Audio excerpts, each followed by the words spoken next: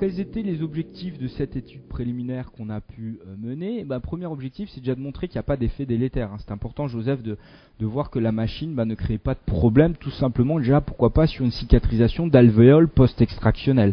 Et puis toi, de ton côté, tu l'as traité sur des patients algiques ou aussi sur des patients qu'on pouvait envoyer suite à des problèmes de chirurgie implantaire. Il fallait voir quelle était l'acceptation du patient. L'effet, tout d'abord, sur la cicatrisation alvéolaire, ça a été les premiers cas qu'on a traités. Tu as souvent coutume de dire que pour tester un biomatériau, il faut d'abord le tester dans une alvéole. Absolument. Eh bien, c'est exactement la même chose là.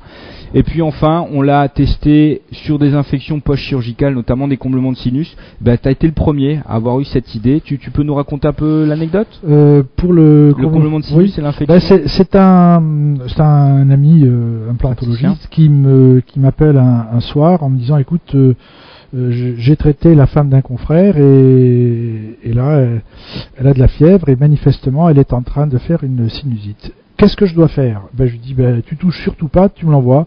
On va lui faire une séance d'onde de choc, puisque je partais sur la notion qu'on pouvait avoir un effet bactéricide in situ avec les ondes de choc. Donc je l'ai traité à 19h le soir et son mari qui est médecin m'a rappelé le lendemain matin en me disant, écoutez, elle a plus de fièvre, elle a plus mal, elle est complètement dégonflée. Et depuis, donc, tout a Coup de fil à Antoine.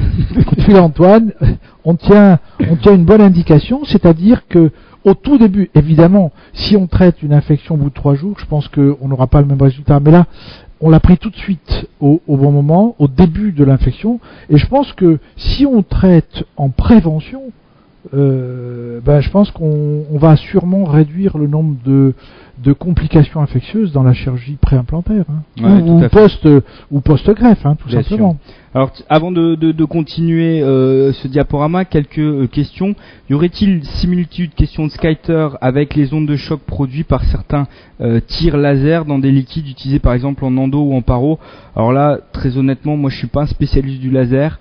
Je peux pas comparer. Je sais pas, Joseph, toi non plus, le laser. Écoute, il y avait aussi Gérard Ray, qui est un grand spécialiste du laser et qui, dès le lendemain, m'a dit, il faut qu'on aille à Milan faire des études conjointes laser onde de choc. On est de toute façon sur la même problématique, à savoir les impacts avec des ondes de l'énergie et une néovascularisation. Donc il est évident que je pense que ce sont les techniques d'avenir. Bien évidemment. Autre